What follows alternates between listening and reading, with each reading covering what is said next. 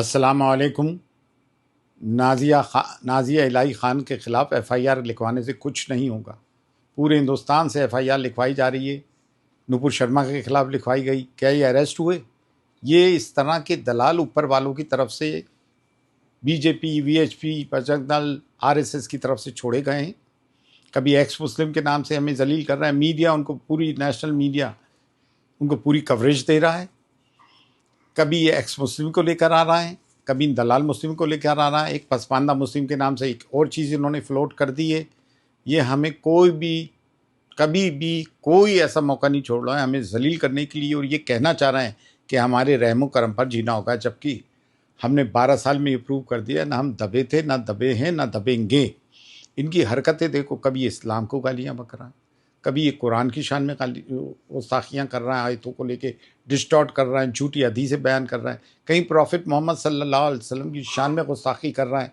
और ये नौजवान मुसलमान हुक्के पी के मस्त लगे पड़े, सिर्फ एफआईआर कटवा दी कि हमें कोर्ट पे भरोसा है। ये डेमोक्रेसी के चारों पिलर्स डिवास्टेटेड हो चुके हैं, चारों पिलर्स ख़त्म हो चुके हैं।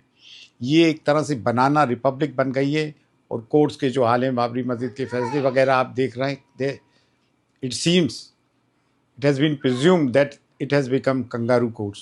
अब आप देख लें, वो तारिक फ़तेह, उसको बुला के हमें जलील करवाया जाता था। मकबूल फ़िदा हुसैन, जो एक इंटरनेशनली रिनोन पेंटर थे, एम.एफ. हुसैन, उन्होंने जब सीता जी की शान में कोई गुस्ताखी करी तो उनको मुल्क छोड़ के भागना पड़ गया। तस्लीमा नसरीन बांग्लादेशी इस्लाम की मुखालिफत करते तो उसे वेलकम करते हैं। खुल्लम खुल्ला मुसलमानों की दुश्मनागी में मुब्तला, ना ये डिस्क्रिमिनेशन है ना अपार्थाइड है। They have declared war upon us. Israel की रणनीति पे, मोसाद की रणनीति पे टोटली चलना है। 1967 में फ़िलिस्तीन में पहली बार फ़िलिस्तीनियों का हाउस डिमोलिश किया, वही सिस्टम, वही रणनीति, लेकिन ये इसराइल नहीं है। अब मैं कुछ वीडियोस दिखाता हूँ। यूँ तो सैकड़ों वीडियोस इस्लाम के खिलाफ मुसलमानों को मारते हुए, काटते हुए, जलील करते हुए। 90-90 साल के बुड्ढों को 15-15, 20-20 नौजवान हिंदू मार रहा है, काट रहा है, सब है। ये देखें, 4 वीडियो अभी डाल रहा हूँ।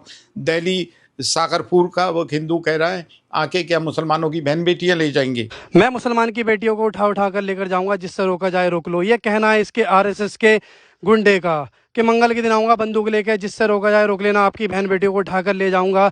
क्या ऐसे ही चल रहा है हमारे देश में? क्या इस देश की मुस्लिम बेटी क्या देश की बेटी नहीं है? एक जगह गाय के बछड़े के आगे उससे मुसलमान को सजदा करा के गाय का पेशाब पिला रहा है। मस्जिद में नमाज नहीं पढ़ रहा है। भाई देखिए, मार दोगे भाई, देखिए भाई देखिए गुस्से में निकाल गए, लेकिन हमें एक जगह चर्च पर चढ़कर हिंदूवादी संगठन है, हिंदू लोग चर्च के क्रॉस को तोड़ रहे हैं।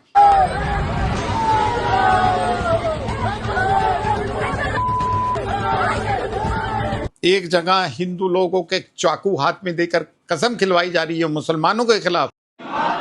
श्री परमेश्वर तथा अपने पूर्वजों का स्मरण कर मैं प्रतिज्ञा करता हूँ कि अपने पवित्र हिंदू धर्म,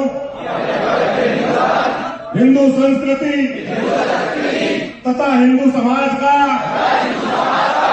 संरक्षण कर हिंदू राष्ट्र की सर्वांगीण उन्नति करने के लिए कई जगहों पे इनके हथियार पकड़े गए। खुल्लम खुल्ला ट्रेनिंग दे रहे हैं बजरंग दल वाले, एमुनेशन बांट रहे हैं, तलवारें बांट रहे हैं। इन पे कोई केस नहीं। हमारे बच्चे कुछ करते थे तो जेल में डाल देते हैं, केस नहीं चलता, 6-6 साल जमानतें नहीं होती हैं।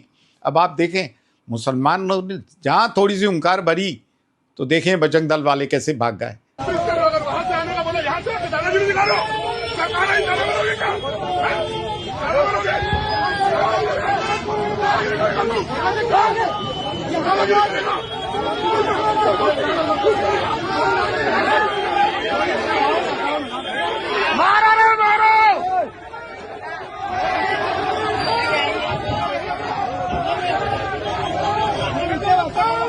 तो इनकी तो औकात ये है, क्योंकि ये शासन प्रशासन के दम पर दादागिरी कर रहे हैं।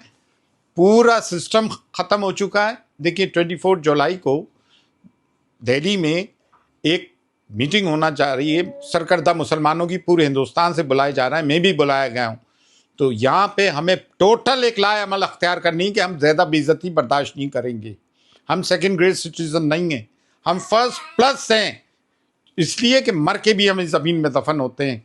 और जो भी करना है कॉन्स्टिट्यूशन के दायरे में रहते हुए हम बहुत सारी चीज़ें कर सकते हैं। टहल दें, ये कह दें अब और नहीं, जुल्म और बर्दाश्त नहीं करेंगे हम।